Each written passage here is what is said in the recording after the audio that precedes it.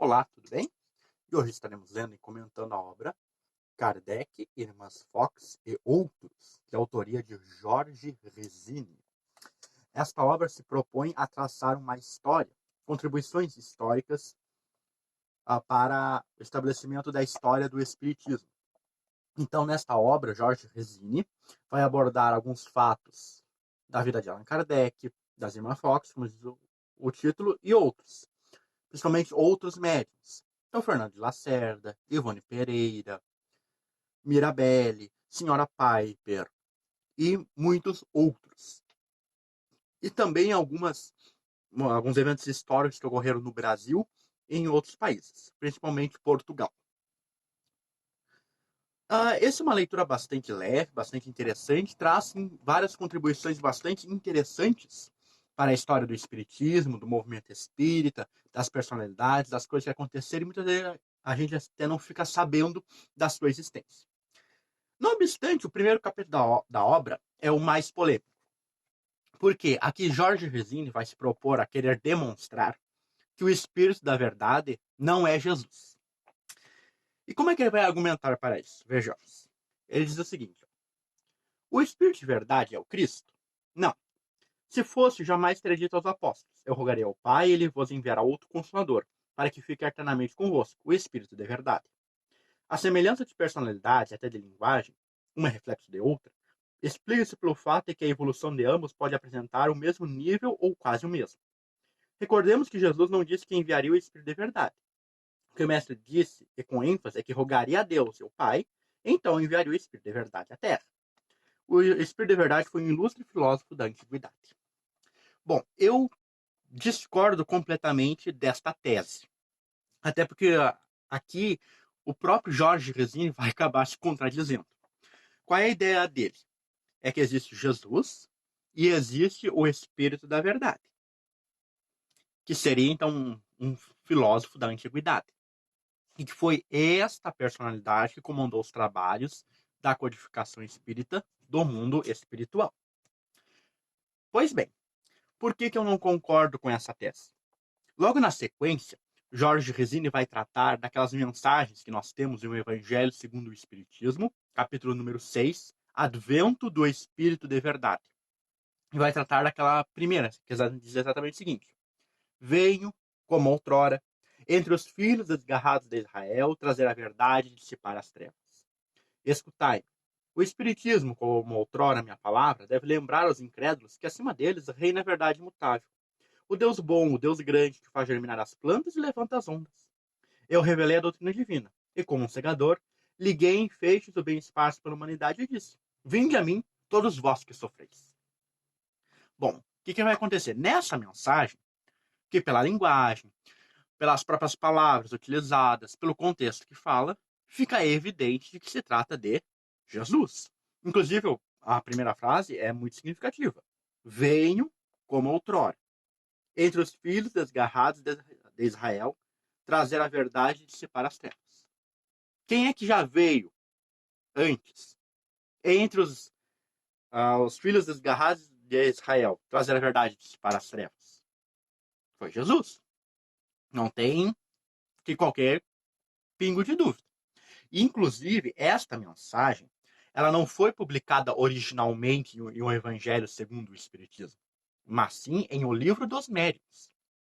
E lá, em O Livro dos Médiuns, Kardec coloca uma nota ao final dela dizendo que o Espírito assinou realmente Jesus de Nazaré. E aí, então, Resílio concorda, essa mensagem é de Jesus. Olha o que ele diz mais adiante. O fato parece-nos explicável. Allan Kardec, preocupado porque já muito se abusou desse nome, de Jesus, em comunicações evidentemente apócrifas, são palavras dele em O Livro dos Médiuns, achou por bem consultar o guia. E o Espírito de Verdade, então, assinou-a, o que deixa patente que fora ele mesmo que a trouxera à Terra, visto que não havia, claro, necessidade da presença de Jesus para que fosse transmitida. O codificador, notemos bem, não diz que era a vida da mensagem do Cristo. Mas perguntamos, se fosse apócrifo, o Espírito de Verdade a teria assinado? E mais, se não fosse autêntica, Allan Kardec, com seu bom senso, a publicaria em 2 livros da codificação? E mais ainda, o codificador, anos depois, transcreveria essa mensagem no Evangelho segundo o Espiritismo, obra que trata especificamente dos ensinos de Jesus Cristo? Ou seja, o que ele está querendo dizer? Que há uma afinidade entre Jesus e o Espírito da Verdade, a tal ponto que o Espírito da Verdade poderia assinar com o nome de Jesus e trazer uma mensagem de Jesus.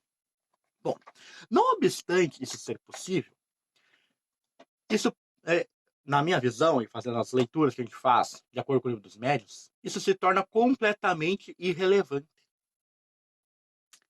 Pelo seguinte, qualquer espírito pode delegar essa função a um terceiro. Digamos, por exemplo, Bezerra de Menezes. Em vez de ele se manifestar, literalmente ele pode enviar um outro quando ele está com alguma ocupação, com outro fazer que não pode se manifestar, e que assina no nome dele. E a mensagem é autêntica, porque ao se analisar o seu conteúdo, ela tem tudo que Bezerra de Menezes diria. Com essas mensagens assinadas pelo Espírito da Verdade, o mesmo se aplica. Então, dizer que não era exatamente Jesus, mas sim o Espírito da Verdade que ele enviou, etc., etc., se torna irrelevante. Porque aí teremos que aplicar também a mesma coisa para todas as mensagens. Nunca dá para saber exatamente. É muito difícil que se possa saber exatamente que foi o fulano de tal, principalmente quando são personagens muito conhecidas ou espíritos muito superiores. Por isso, quando assina o Espírito da Verdade, para os fins práticos mesmo, é mensagens de Jesus. Não tem por que ficar separando, mas foi um terceiro que ditou, então, portanto, não é de Jesus e a gente separa. Isso não tem qualquer utilidade. Teremos que fazer isso para inúmeras outras mensagens. Se o que está ali é algo que Jesus realmente possa dizer, ou outro espírito superior, condizente com a assinatura, por que não atribuí-la?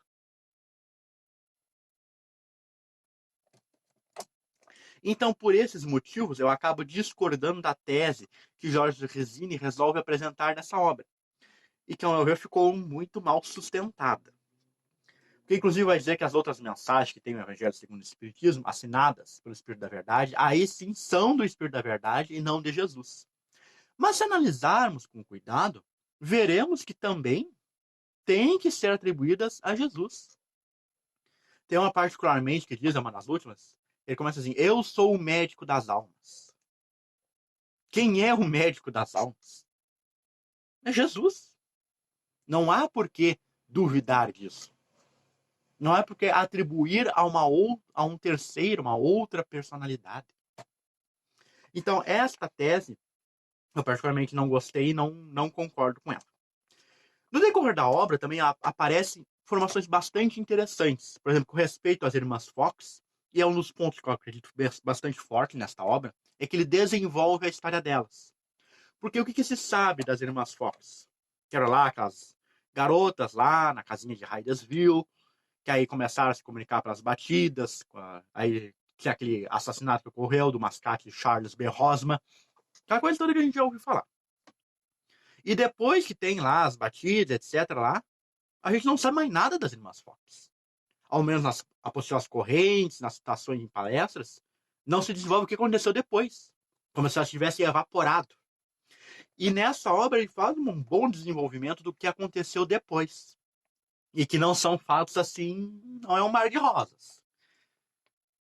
Elas se envolveram com alcoolismo, elas se acusaram. Uma delas chegou a dizer que era tudo mentira, publicou no jornal, depois teve que se desmentir. Ficaram umas contra as outras. Uma história assim, até muito lamentável. Continuaram exercendo a mediunidade, inclusive até com fenômenos de materialização. E ele traz uma visão bastante interessante, que é não se sabe onde está enterrada a Margaret Fox. Obviamente teve o seu funeral, teve o seu enterro, mas depois houve um translado do seu corpo, feito por motivos completamente ignorados, e não se sabe que fim levou. E também tem outros desses tipos de atentados ao espiritismo. Ele descreve aqui um atentado ao túmulo de Allan Kardec, ocorrido, se eu não me engano, nos anos 1980, por aí, não faz tanto tempo. as perseguições que o espiritismo sofreu na Espanha, na França, durante as ditaduras que percorreram a metade do século XX em diante, e onde o espiritismo foi proibido, as sociedades espíritas foram fechadas, e só conseguiram retomar muito tempo depois, como é o caso que ele mais trabalha aqui, Portugal e Espanha, e que enfrentam ainda muitas dificuldades pelo espiritismo ser enxergado nesses outros países associado à bruxaria, à leitura de cartas, a búzios, a búzios é mais brasileiro, mas a qualquer outro tipo de leitura da sorte, adivinhações, e muitas vezes também metido com outras coisas, como parapsicologia, com metapsíquica, como se fosse vamos cientificar, deixar o espiritismo científico, e que na verdade é um bolo de coisas que não tem pé nem cabeça. Então, nesses países, Resine mostra o quanto eles têm de dificuldade em estabelecer o espiritismo como ele realmente é. E eles sempre fazem, os espíritas estrangeiros, sempre elogios ao Brasil. Que aqui no Brasil realmente tem um movimento bastante consolidado e consegue divulgar a doutrina como ela é, separada desses misticismos que nós vemos por aí. Embora também nosso meio muitas vezes haja outras correntes com outras ideias que usam até o nome do espiritismo, ou a eles se associam, ou popularmente as pessoas ainda associam a isso, e que não tem relação nenhuma. E entre as várias fatos que ele traz aqui, histórias dos principais médiums, da senhora Piper, Fernando Lacerda, Mirabelle, é um bom livro para a gente consultar quando nós queremos apresentar algum médium, alguma história desses que foram pesquisados arduamente, esse livro é uma boa referência.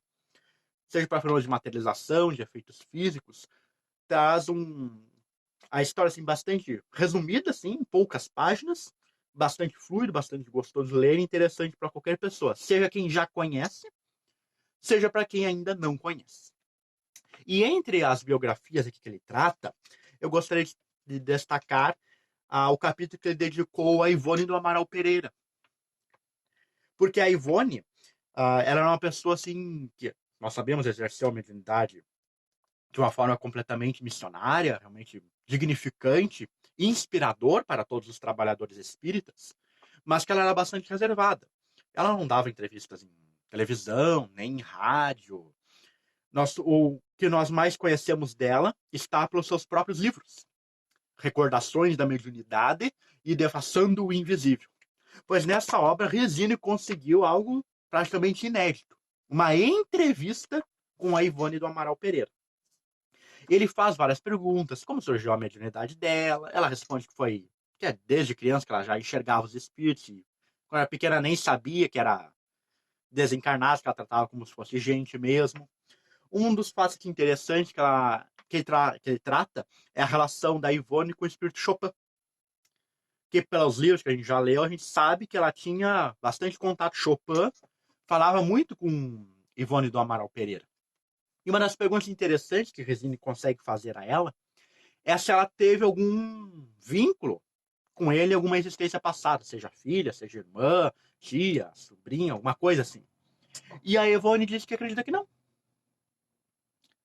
Que Chopin se manifesta para ela, aparece, conversa, porque realmente ela é médium. E essa é a tarefa do médium, ser um intermediário, ser um meio. Porque muitas vezes, quando a gente surge esses espíritos mais conhecidos, por um determinado médium, muitas vezes a gente tem aquele costumezinho de ficar achando, será que tinha alguma relação com o passado espiritual, se que foram parentes, pais, filhos, etc. E muitas vezes não. E esse é um exemplo trazido por ele. E no final, ele pede para ela deixar uma mensagem. E ela diz o seguinte: o que eu posso dizer é que a doutrina espírita é, de fato, o consolador. Seja qual for o problema que nos aflija, encontraremos nessa doutrina a solução, o grande consolo para a nossa vida e forças para continuar a nossa existência no caminho aconselhado pelo Evangelho. E se for possível também, eu aconselharia aos jovens a amar muito a mediunidade e a ter cuidado com ela. Não forçar de forma alguma o seu desenvolvimento. A mediunidade tem de vir naturalmente, sem a pessoa forçar. Porque é justamente essa insistência em querer desenvolver uma mediunidade que, às vezes, nem existe, que tem dado essa deficiência nos médiuns, o que nós temos presenciado ultimamente. Preparar a mediunidade com a prática do bem, da caridade, o estudo e deixar que ela se apresente naturalmente. Porque é assim que se cultiva a mediunidade. Aliás, no sexto livro da série Infanto Juvenil, há esses conselhos aos jovens. Aquelas faz referência a alguns livros que ela escreveu, sob a inspiração de Bezerra de Menezes, que na época não tinham sido publicados, e a FEB começou a publicar alguns deles que ela conseguiu recuperar faz uns 3 ou 4 anos atrás. Não é propriamente um conselho, porque não tenho a pretensão de aconselhar os meus irmãos. É a orientação que eu recebi dos guias espirituais quando comecei a trabalhar. Eu aconselharei isso. Não forçar, não insistir. Deixar que a mediunidade se apresente naturalmente. Para terminar, eu desejo muita paz, muito amor aos meus amigos, à família espírita de São Paulo. Todos são incansáveis de demonstrar muito carinho e muito afeto. Então, essa foi a mensagem final de Ivone para uma, talvez, das únicas entrevistas que ela deu em vida e consta nesta obra de Jorge Risini, ao qual com certeza deixamos recomendado, embora tenha aqui, como comentamos antes, essa tese que nos pareceu muito estranha e equivocada no início do livro, de que o Espírito da Verdade não é Jesus, mas o restante da obra traz informações bastante valiosas, uma linguagem de fácil acesso, um texto fluido e muito interessante, quer para iniciantes, quer para os macacos velhos, digamos assim, que estão no movimento espírita. E você, já leu essa obra? Comenta aqui embaixo. Como é que tu acha essa discussão sobre o Espírito da Verdade, ser Jesus ou não? Comenta aqui embaixo, quero saber também. Não se esqueça de deixar o like, se inscrever, clica aqui no botãozinho para não perder nenhum novo vídeo, e também pode clicar aqui, que vai surgir 2 vídeos do seu interesse. E te vejo no próximo vídeo para continuarmos lendo e comentando. Até a próxima!